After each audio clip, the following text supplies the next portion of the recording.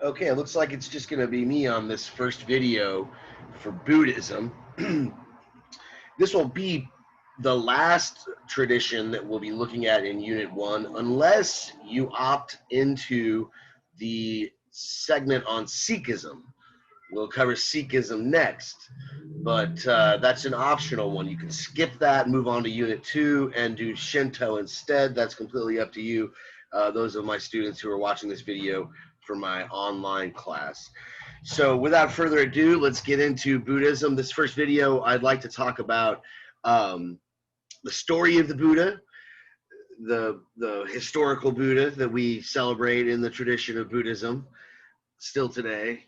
And then if we have time, we'll get through all of the basics, sort of the Four Noble Truths, the Eightfold Path, some of the basic teachings of Buddhism. And then for part 2, which will be posted sometime in the next couple days, we'll look at what happens to Buddhism as it spreads east. Once it leaves India and starts to spread to, modern day Tibet and China, and eventually all the way to Japan. And then, even, if you want to push it even further, to America. So here's the timeline from our textbook. They have 5th century CE 5th century BCE is the life of Gautama Buddha, the historical Buddha.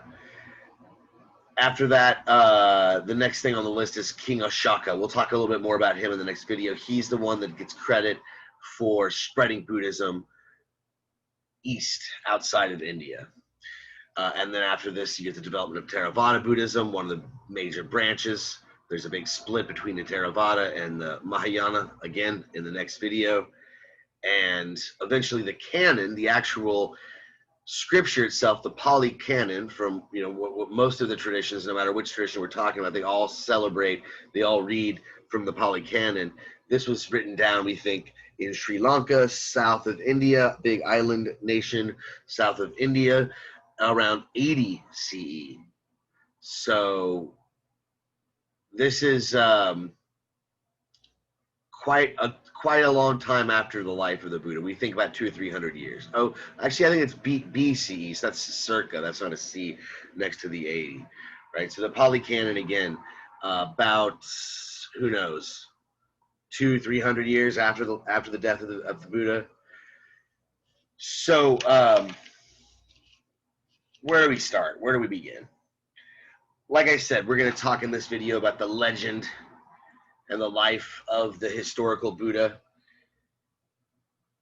He looks different in many of these images, okay? So it gets confusing to kind of keep track. And this picture here that you're looking at, for those of you who are completely new to Buddhism and don't know much about it, maybe you're familiar, the only thing you know about Buddhism is the chubby guy laughing, that little statue you might see if you go to a Chinese restaurant or to maybe a Japanese garden or something like this. That might be what you're familiar with, and that's all you know about Buddhism. So if you see this picture, this might not strike you as the Buddha that you know. But unfortunately, us Westerners, right, we're used to this chubby Buddha. That's not the one that is the historical Buddha, Siddhartha Gautama, right? We'll talk a little bit more about that here in a second. Actually, I have the chubby Buddha pictured in a few slides coming up. But anyhow, this is highly speculative, like many of these founders of many of these traditions. What we know about them was passed on orally through oral tradition. And some scholars think that these teachings were not written down until several hundred years after his death, as it has in the textbook, right? Where they say 80 BCE in that last slide. So there's only a few factual things we know about his life that have been retained, and all these different accounts that we get from all these different traditions, different books. They've never been organized into some sort of unified canonical text, some canonical biography. Some of these accounts were from poets, storytellers. They were really never from historians per se.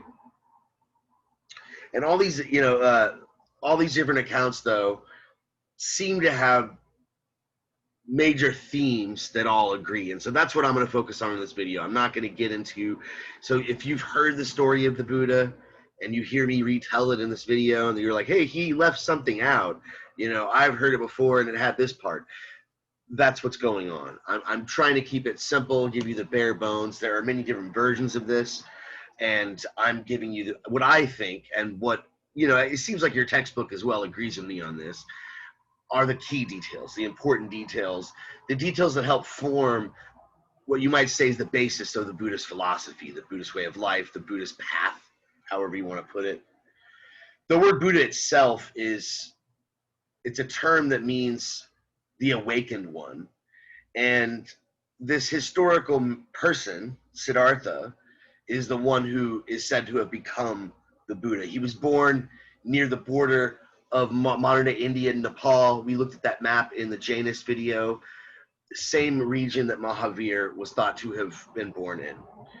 And like Mahavira, the founder of Jainism, Siddhartha Gautama, this prince who became the Buddha, he was a member of the Kshatriya clan, the warrior clan. That's the caste in the Hindu caste system. That's the caste right below the Brahmins. They're the kings and the warriors. So he was nobility.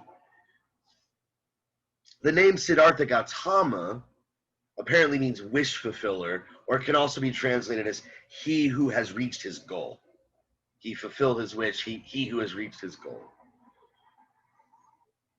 His father was a wealthy landowner. He was a prince by many accounts. He was a member of the Kshatriya clan. So sometimes you'll hear mention of the Kshatriya tribe, or they'll talk about the Kshatriya Buddha.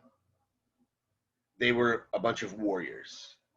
And the family name Gautama apparently honored this ancient Hindu sage who they believed was an ancestor. They claimed to be one of their ancestors. His mother's name was Maya, M-A-Y-A. And according to some legends, according to some accounts, she gave birth to him in the garden of Lumpina near, I'm probably going to completely mispronounce this, near Kapalavastu.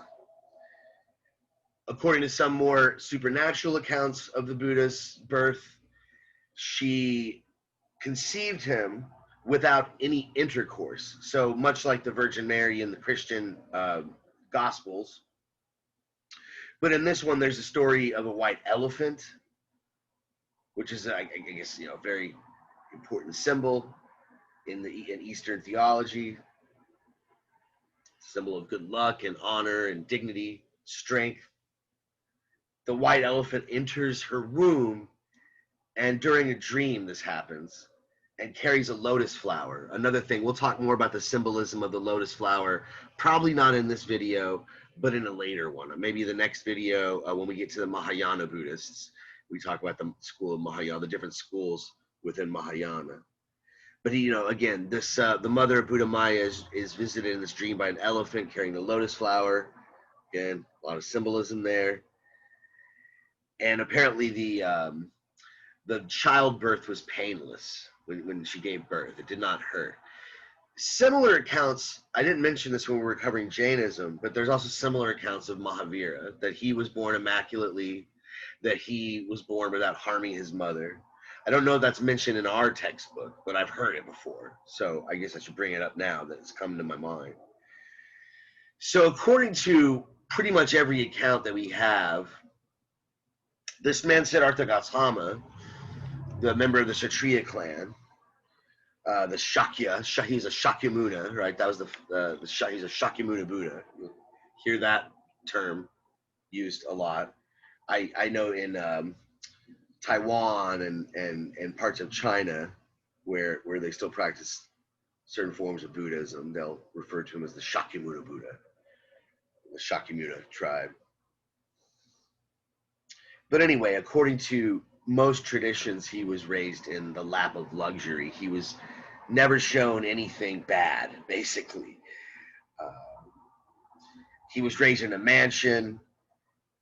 He had a harem of dancers, always accompanied by female musicians. And every season he was moved to a different location. so that he never had to face harsh weather. Eventually, he grows up and he fulfills his householder duties. You might remember that from Hinduism, the householder duties. He fulfills this by marrying a wife and having a son. But despite all of this, right, despite all of this, this luxury, he was unsatisfied.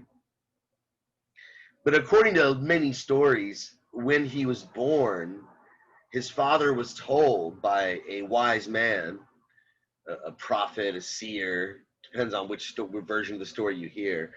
But his father was told by a wise man that he would either grow up to be a great conqueror and ruler, or he would become one of the most holy men ever, a great holy and wise man. And so the father did not want him to become the second of the two. He was like, forget that. I don't want to be one of these poor sannyasin, these Brahmin priests who just meditate all day. I wanted to be some rich warrior who conquers all of the known continents, right? And so that's why he was kept in this state. He was, kept in this perfect state, not really knowing about any of the bad things in the world, and so never wanting to yearn for anything higher, spiritual, beyond this world. I suppose that was the idea the father had. But despite all of these precautions, of course, Siddhartha Gautama gets to this age, he gets married, has this kid, and he's not satisfied. And so this is when he asks to be taken outside of the palace. He wants to visit the town and see outside of the walls. And his father, of course, is very insistent against this, but eventually he acquiesces and lets Siddhartha take his trip, and he arranges this carriage ride through the town, but he tries to prevent anything bad from happening. So he plans ahead and makes sure that there's really nothing bad going on. But unfortunately, it doesn't work out that way. Of course, as the legend goes, some say the gods were involved in this, that the gods tripped everything up, and that the gods even made his charioteer tell him things that the king forbid him from telling him. But this is when he saw the four sights. Okay, so he leaves the palace and he sees the four sights, these four things, for the first time in his life. He sees an old man, he sees a sick person, he sees a dead person, and then he sees a mendicant. Okay, so a beggar, a mendicant monk who's seeking spiritual enlightenment, spiritual truth, rather than what he's been seeking, what he's been taught to seek his entire life, sensual pleasures. So he has a very disturbing experience as he sees these sights for the first time. Imagine you've never seen an old person in your whole life. You've always been surrounded by beautiful young maidens, and you've never seen that before. So he looks at his charioteer and he says, "What's wrong with this guy?" And the charioteer, again, there's different accounts, and some of them have it where the gods intervene and make him tell them the truth. Some just have it that he just tells them the truth. Because he's the king, he's the prince. I gotta tell him what he wants to hear. Answer him truthfully. But nevertheless, he tells them. He says he's old. And he's like, "Old? What do you mean old?" He's like, "He's old. He's coming along in years." And Siddhartha says, "Well, wait. You mean I'm gonna be this way when I get older, as I age?" And he says, "Yes, Siddhartha, this happens to all of us." And it's very disturbing for young Siddhartha, right? He's not that young, I suppose. He's in his early 30s by most accounts, already married with a son. This is the first time he's seen anybody significantly old, close to death. Then he sees the sick person for the first time, somebody who's very sickly, bedridden. And that really disturbs him too. He's never seen anybody sick. He's always been kept in very temperate climate, and never been around any area during flu season, I suppose. So he's very disturbed by this, and the charioteer has to tell him, "All of us get sick at some point, Siddhartha. You will get sick one day too." And imagine when how he feels when he sees the dead body, right? "What's wrong with that man?" he asked the charioteer. What's going on with this guy? Is he sleeping? And then he sees him being burnt in a funeral pyre. What are they doing? Why are they burning his body? I'm sorry, Siddhartha. He's, Lord Siddhartha. He's dead. Dead? What do you mean dead? What do you mean he's dead? Siddhartha, he's not asleep. He's dead. He's not waking up ever again. They're cremating him because he's passed away. He's passed on. Siddhartha says, what do you mean? So he'll never wake up, he's gone? His spirit is no more? And the charioteer just kind of shrugged his shoulders. And again, this really disturbs Siddhartha. Finally, again, the fourth sight is this mendicant, this begging, this spiritual monk. And he comes across this guy, and he's like, what's up with this dude? He doesn't seem all disturbed by all these sights, right? You got the old man over here. You got the sick guy. You've got the dead, there's a skeleton in this painting. And this guy's just chill, right? What's going on with this guy? Why is he so calm? And the charioteer has to explain to Siddhartha, this man is a holy man. He's a spiritual man. He's seeking this goal of liberation from suffering. And so Siddhartha's like, oh, geez, whoa, oh, okay.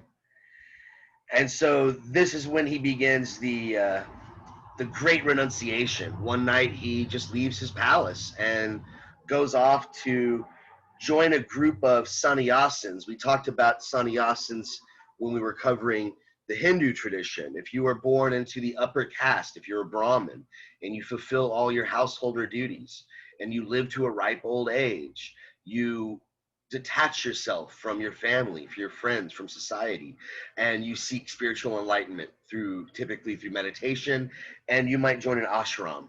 Okay, so that's what he does. He joins this group of sannyasins. He studies with them. He reads the Vedic texts, and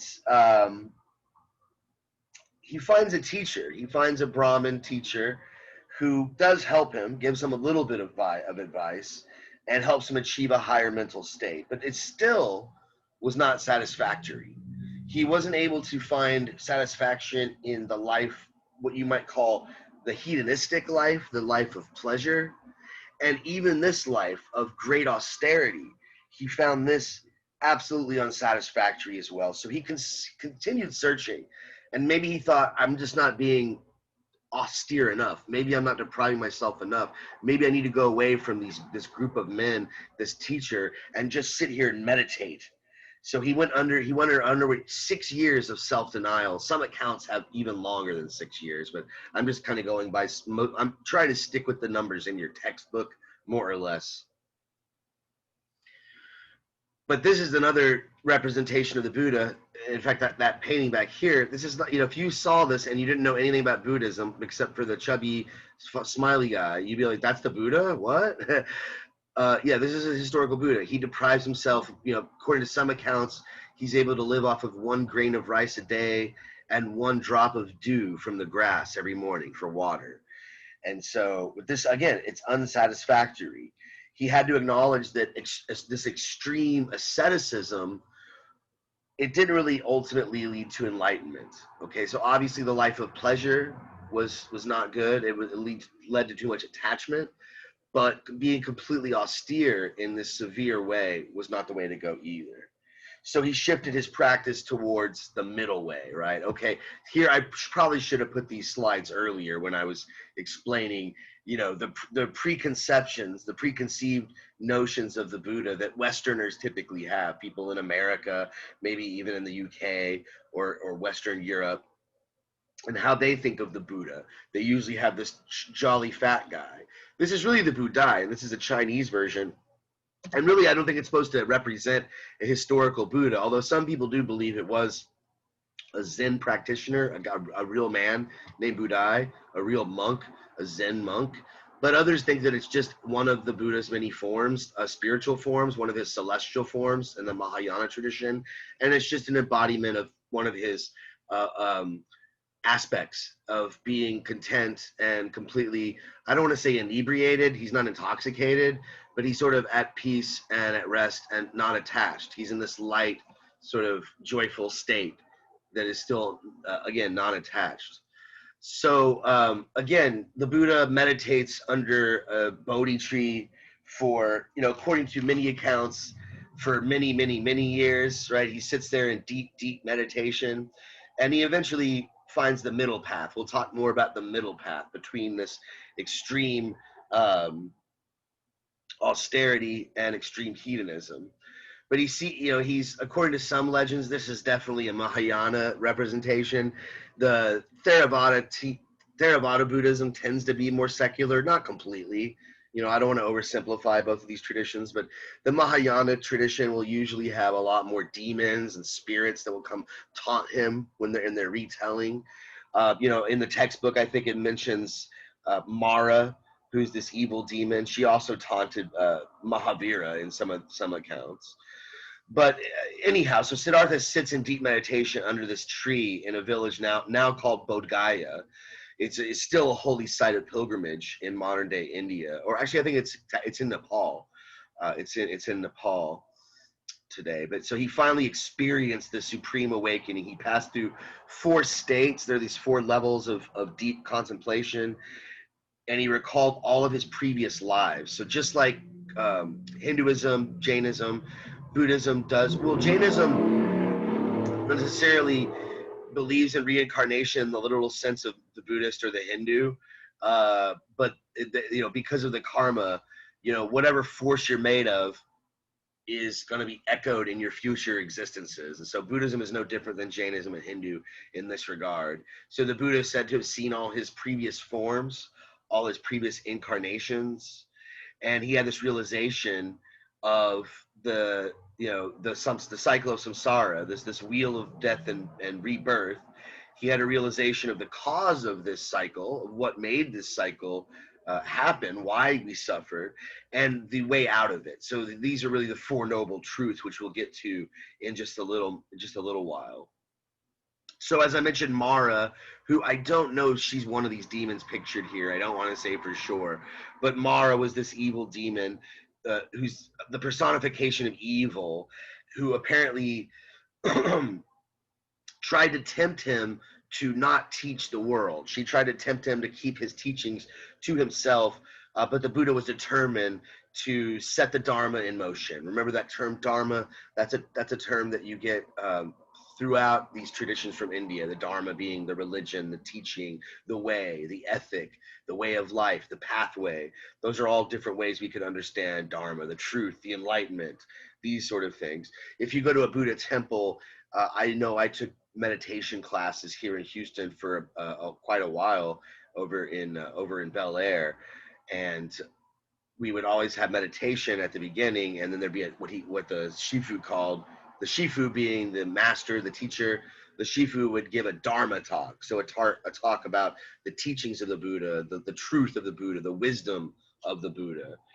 So anyhow, he persisted through this deep meditation. He found the middle path. He broke through Mara's temptations and decided to spread his teaching to others.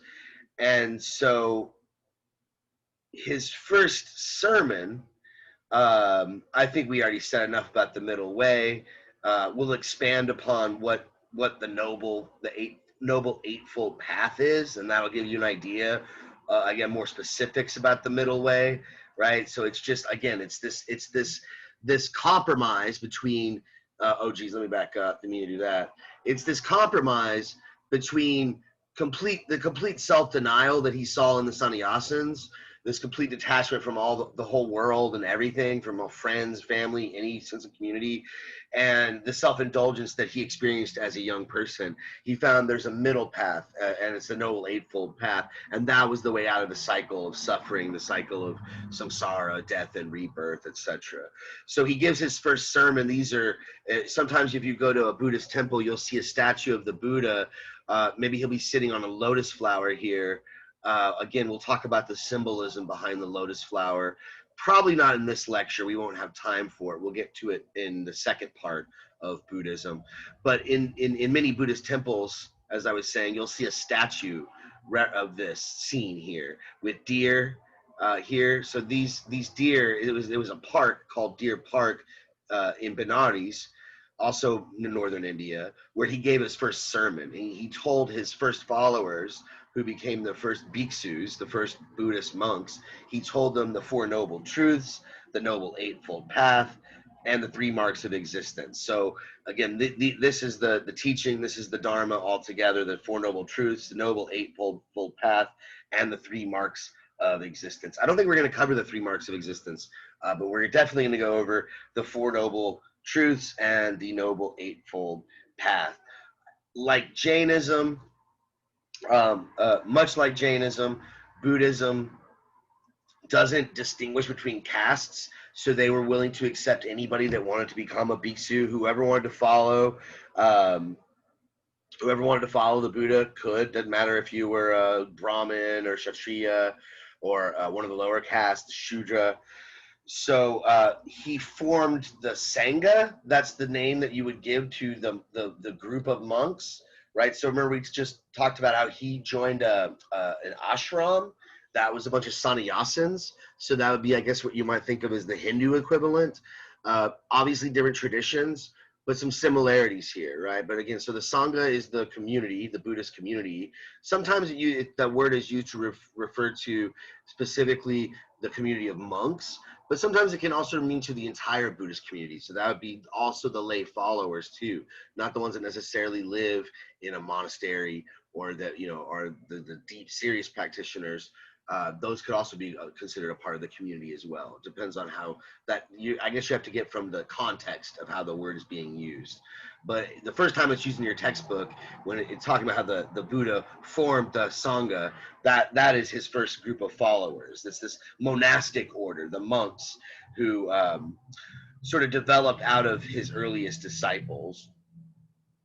So there's a quote here from the book I have about women and their place in Buddhism. This is something that's kind of ambiguous and controversial still, but I guess to keep it simple, I'm just going to read the passage out of the textbook here that deals with this issue. So here it is. After the death of his father, King Shuddhana, the Buddha's stepmother asked permission to enter the Sangha. When the Buddha hesitated to admit her, she and 500 other women from the court shaved their heads, put on yellow robes, and walked a great distance to Vaishali, where he was making the same request, asking to join the Sangha. At last he agreed, reportedly on the condition that Mahaprajapati observe 8 special rules, a story that has been used to subordinate nuns to the order of monks, regardless of seniority. The Buddha's alleged reluctance to admit women to the Sangha is today a matter of much speculation. Some think that later monks may have added rules, or that the 8 special rules were laid down with the monks' weaknesses in mind. Be this as it may, in the context of patriarchal Indian society, for women to leave their homes and become itinerant mendicants would probably have been perceived as socially disruptive, as well as difficult for women of the court. According to Hindu social codes, a woman could not leave the renunciate life and could achieve spiritual salvation only through personal devotion, right? That bhakti yoga we talked about when we were covering Hindu. Especially devotion to her husband. That was also a part of Sakti practice, was being a good wife. By contrast, the Buddha asserted that women were as capable as men of achieving enlightenment. So they could achieve it, but it seems like he didn't make it easy, and not just him. Maybe let's let him off the hook. Let's just say that he was being stubborn and he saw the error of his ways, and these rules were actually because of the men's weakness, as she says. Let's let him off the hook. It seems like, even given that, it would have been very difficult for a woman in Indian society, probably even today, to do what the Buddha asked them to do, right? To live this lifestyle, which was maybe not as austere as the Jainists, but really, when we start looking at it, pretty close. You know, when I hear middle way and I really hear what he wants you to do, it doesn't seem like a middle way to me. Maybe I'm just way too over here in the sensual and the hedonistic, and that's my deal. I'm like lost. I'm stuck. I'm not going to come back as anything good, right? I need a couple more lifetimes to achieve enlightenment over here. Maybe that's my problem. But it seems to me like maybe it's not quite as austere as Jainism, but it seems like a pretty ascetic practice. If you're not just a lay Buddhist, and again, this also gets a lot more complicated. I guess all my comments need to be. I need to add a caveat. it gets a little bit different when we start talking about the different schools of Buddhism, because some of them, I think, they're a little bit more lenient in what you can do and what you can get away with as far as how you live your life and the kind of thing, that kind of thing, and how much you can focus on school, career, success. You don't always have to be a monk to be a good Buddhist. So anyway, moving on. This is a very famous sculpture of the Buddha in Sri Lanka, and I would love to go see it.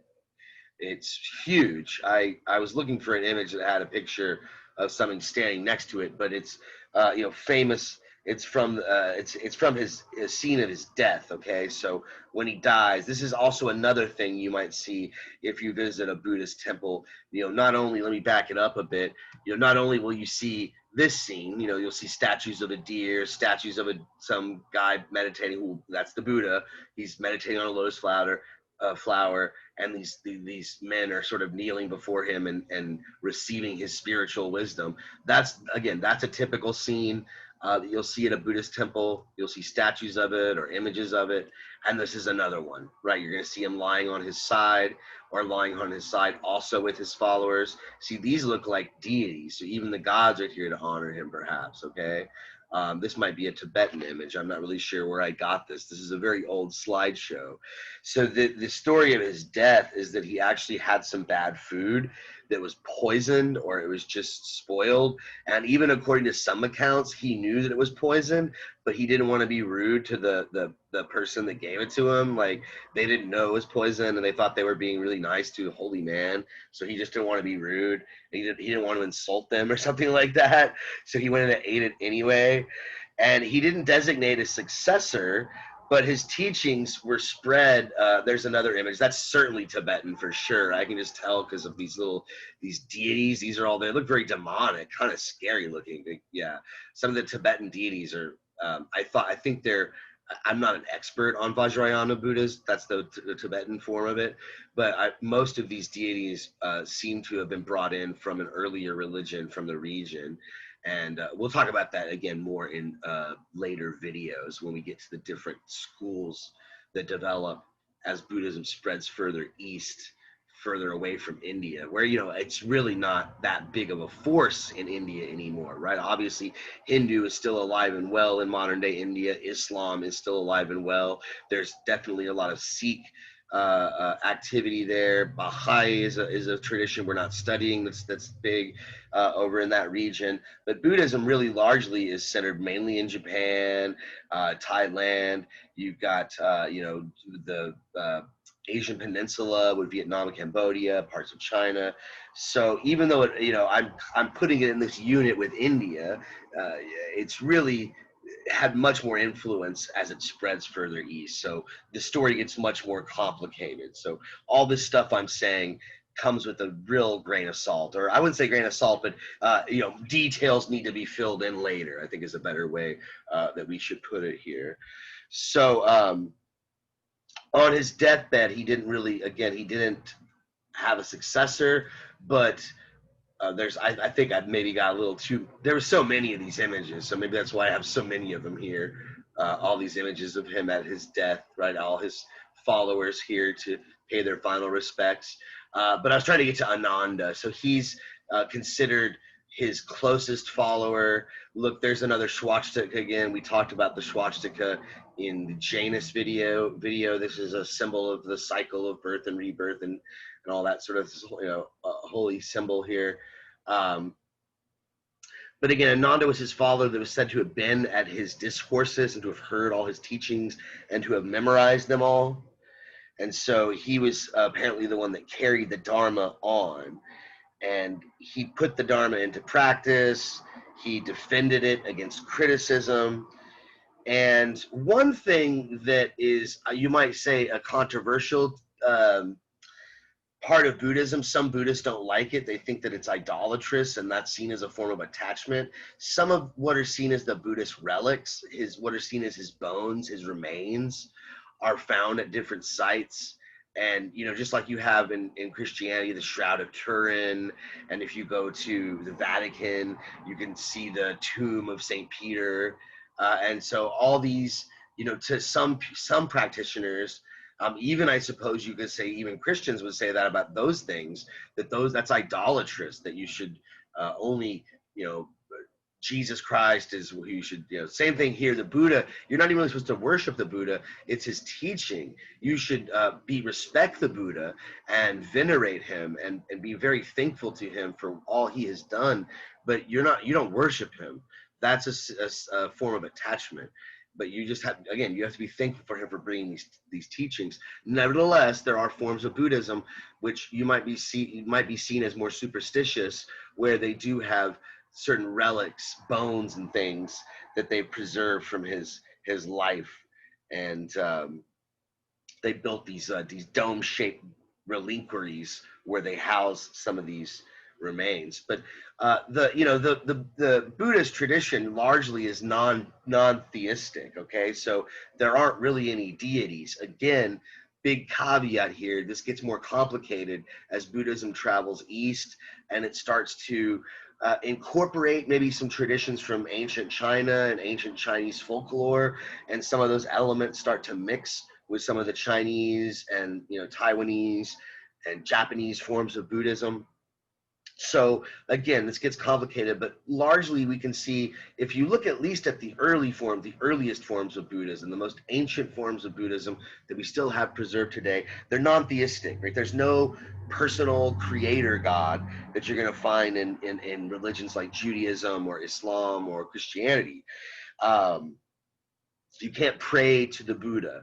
Again, this gets more complicated when we get to the Bodhisattvas and Mahayana Buddhism and Pure Land Buddhism. But let's just save that for another lecture. Finally, though, we get to the close to the end of the video here, where we get to kind of the meat, I guess you could say, of the Buddhist teachings.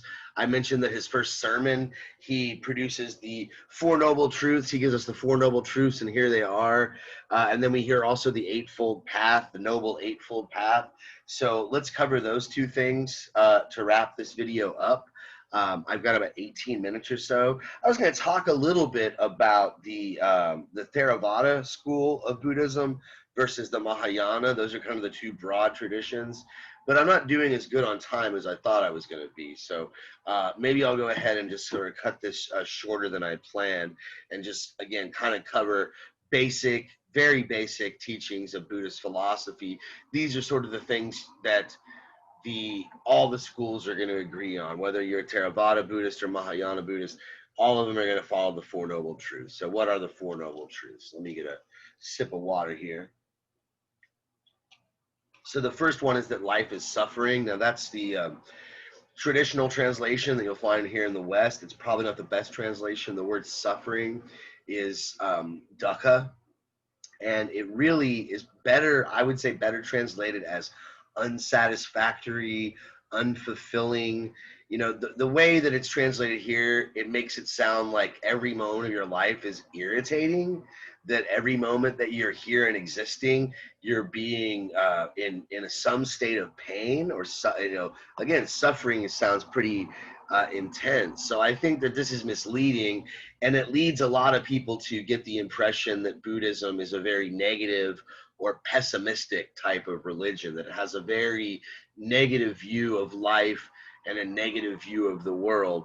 And that might be slightly the case, right? You might argue that some of these traditions, and even, all the traditions, I'm trying to think of one that isn't, that we're studying. Almost all of them seem to think that the world is in a state of decline, and we need these holy figures, or we need God, this deity, to help us out of this horrible situation. So you might argue that all these traditions are somewhat pessimistic in that regard. Maybe there's an exception. If it pops into my mind, I'll say it. Confucianism just sort of you might even argue Confucianism is not really a religion. I think that'd be a good argument. It may be more of just a philosophy. The only reason I can include it in this class is because I think that when it comes to modern day China, although, I would say, like, a lot of Chinese are going to say, no, Mao, communism. I think Confucianism still is a very influential force in modern day Chinese culture, the way that they understand society and family, etc. So I thought it was just so important as a tradition. Whether or not it's religion, that's up for debate. Certainly Neo-Confucianism, certain forms of it, are certainly I would argue, undeniably religious. They believe in very supernatural things. So I think that they're at least religious in that sense of believing in something beyond. But I'm digressing and getting into Confucianism way ahead of time. We're not even that far east yet. We're still in India, right? These are the basics.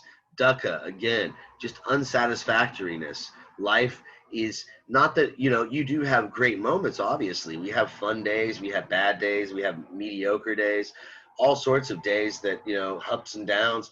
But eventually, we're always going to be unsatisfied, is the idea. We find something that we love, it doesn't last, right?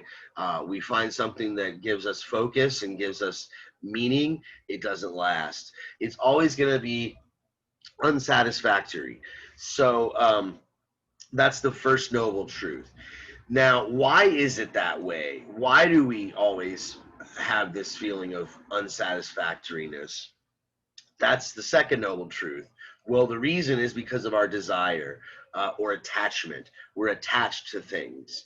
Now, why is it that we're attached to things? It's just a part of our nature. It's because we have this ego. It's because we have this sense of belonging to a community, whatever it is. There's something that we can't let go of. The third noble truth gives us a sort of light at the end of this tunnel, maybe. The idea is that we can get out of this, okay? There's a way. We just have to make this desire stop, okay? That's all you have to do is figure out how to make our attachments to all these things and all these desires go away. This sounds pretty ascetic, not very middle way to me, but I digress, okay? How do we do this? The noble eightfold path. So that's the fourth noble truth, right? So just real quick to recap, life is dukkha, right? Living is to suffer, is to be unsatisfied. Ultimately, the reason you're unsatisfied, that's number two, is because you have attachment, desire. Third noble truth, there's a way out of this, okay? Your suffering's going to cease if you can cut off that desire. And the fourth one is follow the eightfold path and it will all end, right? This is the way, right? This is how you get out of it. So what is that noble eightfold path? I know the wording is slightly different in your textbook, so maybe I should go with the wording in your textbook instead. And I think the order is even different too. So let me... Oh, and you know what? There's something else that I need to cover that I don't think I have in the slide. Let me look here. Yeah, okay. Sorry. I gotta stop sharing here. Let me go back to my slideshow and do some corrections here because I left out some really important terminology, okay? What I was saying earlier about attachment. I say that part of your attachment, part of your desire is a sense of yourself and a sense of your belonging in a community, okay? Remember, many of these traditions before that we've looked at, Jainism and Hinduism, have this notion of a true self. In the Hindu tradition, they call it the Atman. And the idea is that to get out of the cycle of samsara, you have to let go of your fake self, your material self, your body, your worldly self, I don't know, all this stuff you build up. And once you get rid of that, then you will uncover the true self, which is really one with everything, the Atman, which is really the same thing as Brahman, right? God. So in Jainism, they talk about the jiva, that's the true self, and you achieve Kavala. Remember for Hindu, it's moksha. For the Buddhist, it's a little different, right? They don't have a notion of the Atman. They don't have, okay, so let's see here. Where should I put this? We're way ahead of that. Okay, so let me do it this way. There is not the Atman, but the Anatman, okay? So that basically means no permanent self, no subtle self, no true self. Another teaching that I should have put this word up here, it's a very important one, anicca, okay? Anicca. This is impermanence, the idea that nothing is permanent. So, sorry, let's go ahead and get back to where we were. Backing up, I went forward too much. Okay, so again, Anatman is this theory that there is no self. I talk more about this in the reading. There's a Buddhist reading that I have, and that we discuss it. I have a recording of a discussion I had over it. So for those of you taking my class, that's posted up on the course website, so you can hear a little bit more about the arguments behind why there is no permanent self. But I find this so fascinating. So I'm sorry, I know I'm going over time already. We're almost done. We just gotta do this in the Eight Noble Truths, and then we'll sort of we'll tie a knot on all this. But anyhow, the this teaching of Anatman, right, that there is no self. This is, I think, something that people find the least intuitive, because they're just so set on the idea that, well, of course I have a self. My name's Travis, my name's Betsy, whatever your name is, right? And you're just gonna, like, but what are you referring to? This is something I find fascinating for me, because his arguments against the notion of a permanent self seem to echo, well, I don't want to say echo because he was the first one to do it, but they're very similar to arguments by a Western philosopher, David Hume. Some might argue John Locke had similar arguments, and he was even earlier than David Hume. But these guys were writing, if you count Locke, that would be the 1600s. If you count David Hume, that'd be the 1700s. And so this is thousands of years after the Buddha, but they have the same realization, and they don't seem to like it either. So David Hume he's an empiricist. A lot of people argue that the Buddha was an empiricist. I'm a bit on the fence with that interpretation. I think it depends on what you mean by empiricist. But typically, empiricist means that you believe all knowledge and all knowing is a direct result of experience. So any knowledge, any truth that I get to is something that I've had access to through my direct experience, typically through my senses, right? Something I've seen or felt or heard. That's where all my knowledge comes from. So it's all based on, empirical data. So hence the term empiricism. And so David Hume would say things like, well, the idea of red, where did I get the idea of red from? I can close my eyes and I can picture a patch of red in my head. Well, I got that because I've seen the color red. If I've never seen the color red, I've never seen the color in my life, I think I'm blind from birth, right? I wouldn't be able to picture it. I might know the word red. I hear people talk about colors all the time, but I wouldn't have the corresponding concept, the corresponding idea. All ideas, he say, are derived from this method, through experience, through direct experience. If you're able to give the blind man his sight and he's able to see red for the first time, then he has the concept of red. Same is true of our emotions, pain, sadness. We understand sadness in others because we felt sadness ourselves. We understand love in others. We watch a movie, somebody who feels love for somebody else, we understand that emotion because we felt it directly ourselves. So this is the basic argument. This is the basic gist of what Hume is saying. Now back to the topic that we're dealing with here. When we come to trying to understand where our notion, our concept of ourself comes from, then it gets tricky. Then it's like, well, what are you pointing to here? I can trace my concept of red to my experience of the color red, okay? I know what an avocado tastes like because I've actually tasted an avocado. If I'd never tasted an avocado, I wouldn't have any idea. Try to explain to somebody who's never had an avocado what one tastes like. You can't do it. They just have to try. Such a unique flavor, I would say, right? It's very subtle too. A lot of people don't like it, but even if you don't like it, you know what it tastes like. But if you've never tried it, you wouldn't. So when he tries to David Hume, now I'm talking about David Hume. When David Hume, this Scottish philosopher, tries to do this to this notion of the self, he can't quite, he's like, is it my body? Well, if it's my body's always changing, right? So, when I was 4 years old, my body was really small compared to the way it is now. And back then I had, back when I was young, I had like bright blonde hair and a lot more of it. So who is the self? Is the self my body? It's the soul. All right. Well, is the soul like whatever that is, your chi, your energy, your life force, whatever that metaphysical thing is is your soul, even if you just conceive of it as a mind, as consciousness itself, as the result of physiological processes, is that always in the same state? Is your mind always the same? Aren't you learning new things and forgetting old things? Don't you have some memories and some that aren't? Also, when you go to sleep and you don't have any dreams that you remember, um, do you not have a self while you're asleep? Is that the end of the self in the beginning? So this is kind of the way that Hume approaches it, and he doesn't like any of the things he's coming up with. So he eventually comes up with this notion that the self is just a collection of everything. It's a bundle that just changes, almost like if you think of it like a snowball rolling down a hill. But it's kind of a weird snowball because it collects things that used to be on it again, right? So think about memories that you have and you forget about them, but then you hang out with an old buddy and you start talking about good old times, and you're like, oh, I totally forgot about that. So was that yourself when you had that memory, and now it isn't, but now that it's back, it is yourself?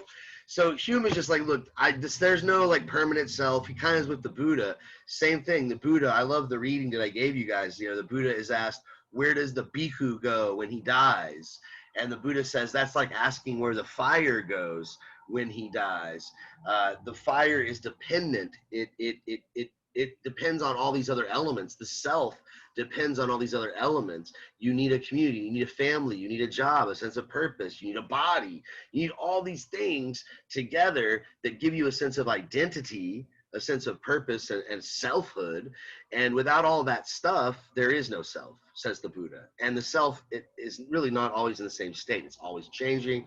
It's not this true permanent Atman or Jiva that the Hindus or the Jainists are looking for. Once you realize the truth and you follow the Eightfold Path, you realize there is no self, and you realize the impermanence of everything, including your sense of identity, and you're able to let go, and you achieve on Atman, right? You achieve no self, right? This sort of sense of emptiness, but at the same time oneness and wholeness.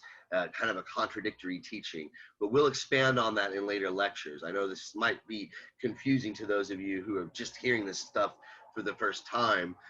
Certainly, much like Taoism, many of the teachings in Buddhism are very, it seems like they're contradictory, and maybe they are, right? Maybe they are. They seem to embrace conflict and distinction as a part of just what it is to be in this universe, and a part of realizing the truth of, I guess, cycle of samsara in order to detach yourself from it, break away from it.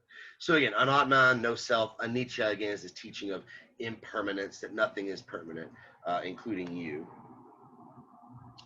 So what is this Eightfold Path? Again, I'm going to try to stick with the wording in your textbook. So let me use my cheat notes here. In fact, I'll close my screen here so you can't see my ugly mug, and you can just look at the pretty slideshow. It's not that pretty, but again, the Eightfold Path is the way that you're supposed to use. You're supposed to follow this path to realize this state of enlightenment, what's known as nirvana or nibbana to the Pali. So right here we have right view, or in your textbook, right understanding. So that, understanding, comprehending reality correctly, seeing through illusions, questioning assumptions. The second fold, there's right intentions. In your textbook, I think it has right thoughts or motives. You have to uncover any unwholesome emotional roots to your actions.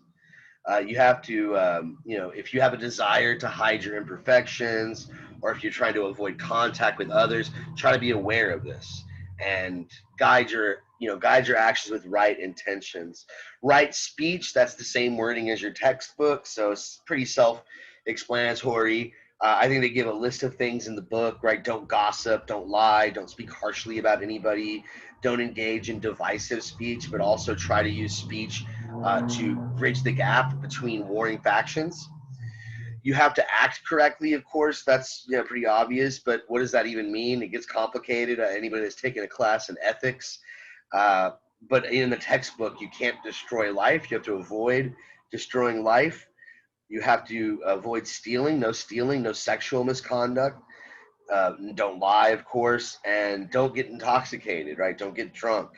Right livelihood. So what you do for a living, how you make your living, has to be good, has to be correct. You should not harm others or disrupt social harmony to make a living. If you're doing that, you're not following the eightfold path. You have to give good effort, full effort, right effort, striving always to cut off any unwholesome states and any entanglements or attachments. Right concentration, or in the textbook it has right meditation, I think is how they put it in the textbook. Right, mental discipline, uh, quieting of the mind.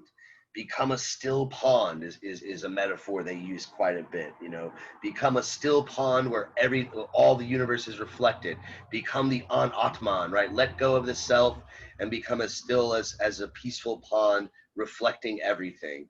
And then last but not least, right mindfulness. Be aware in every moment. Discipline your mind. Okay, so we got through the eightfold path. Okay, so back to this notion of the Anatman, the Four Noble Truths. There's really no eternal soul. Again, in Buddhism, there's no Atman, there's no Jiva. So there's no eternal soul to be reborn. When we talk about reincarnation in Buddhism or rebirth, it's going to be slightly different from the Hindus. But there is one phenomenon or event that sets one into motion. There is this notion of karma, the central cause of this whole process of, it's going through different forms, going through different manifestations, is driven by karma. In the Pali canon, it's spelled kama. So if you read it in Pali, the Pali language, yeah. So it's Kamma, comma, or nirvana, even the state that you're looking to achieve through these practice. It's nirvana, or in Pali, it's nibbana. And somebody who's achieved this, who's achieved this state of mind, is known as an arhat, or arhat in Pali, which means a worthy one, right? He's someone who's found nirvana in this life. And so when he dies, his individuality disappears and his being enters into the ultimate nirvana, this escape from the cycle. So this wheel of birth and death, right? The cycle of samsara it's driven by three afflictions, three root afflictions: greed, hate, and delusion. So we want to avoid being greedy, we want to avoid hating anything, and we want to avoid being delusional and having false beliefs. Those are sort of the main causes that get in the way of us not liberating ourselves from this cycle of samsara. And so not only do sentient beings take on many lives, but they take on many forms, right? So you don't think of like my soul travels from one body to another, but all the matter and all the force and all the energy that makes you up takes on many forms. And it creates this interconnected web of life. So all things in the Buddhist tradition are interrelated. All things share in this process. All things affect other things. And so the Buddha, apparently, he, like I said earlier when we were talking about the story of the Buddha, he was said to have remembered all of his former lives. And many of these tales are told in the Mahayana tradition. They're known as the Jataka Buddha tales. And there's one, I don't know if this is in the 10th edition of your textbook, but it was in the 7th edition. There was a little blurb at the bottom of the page where they give you one of the versions, one of his previous lives when he's the Jataka monkey. And so it's the story of this monkey who, he's very altruistic. This king is here with a caravan, and they're trying to cross this river, and there's these monkeys in the trees that are up above them. And I think it's been a while since I read this, but the king starts to throw spears up at the monkeys because he wants to eat them. He wants to have a feast on them. And the Buddha was like the leader of the monkeys, and he stretched himself across the branches of the trees across the river as a bridge so all the other monkeys could run away and get away to freedom. And the king was so moved by his bravery that, after he was killed, he still told him, stop, stop, but it was too late. The monkey was dead, but he honored him with like a, holy funeral pyre or whatever. And so obviously, he's reborn on a higher plane of existence. But there's many tales like this. You can look, I think the Penguin Classic, if you look at the Penguin Classic edition of like Buddhist scriptures, there's like 2 or 3 Jataka stories in there. I have it on the bookshelf right behind me. But there's tons of these. I read 3 or 4 of them, but I think there's 40 or 50. He had like 40 lives before or something like this. So apparently, again, he remembered all these lives, and in all there are 31 planes of existence, right? So if you add up all the different planes of being, all the different planes of existence, there are 31 of them. So there's 31 different states. I'm not sure how they came up with that number. Like if that was like some insight that one of the Buddhist monks or the Buddha himself, claimed to have got through meditative practice. But the idea is that there are these 31 states or planes of being. Some are hellish and horrible, some are high and elevated, some are hungry, some are parasitic, some are animals, humans, gods, all these different states of being. And some people will meditate, they'll interpret this notion of the 31 planes of existence. They'll interpret it metaphorically. So you see a lot of more secular Buddhists, like the modern Zen, and I would say like some forms of Theravada. They'll say that these are just metaphors. Like he's not literally talking about these metaphysical, spiritual realms. It's just states that you can find yourself in, sentient states. And so they can be states of psychological states that they correspond to. So there's different interpretations of this. You're going to see, we'll get more into this and more into the details of this in the next lecture, because that's when we're going to talk about what happens to Buddhism when it spreads further east. And we'll talk about all the different schools, the earliest school being Theravada, how the split occurs between Theravada and Mahayana as it spreads east, and all the little sub-branches of Mahayana, the stuff that most Westerners are familiar with, like the Vajrayana or Tibetan Buddhism and the Zen Buddhism. So that should be a pretty interesting lecture. I find myself, I'm rambling on right now, so I better just sort of cut it short. But thanks again for sticking around till the end of another video, part 1 of Buddhism. I think we'll probably take 2 or maybe at least 1 more lecture, maybe 2 more lectures to wrap everything up with our exploration of Buddhism. But it should be pretty interesting. So hopefully we'll see you on those next videos. So thanks again, and I hope to see you on the other side. Cheers.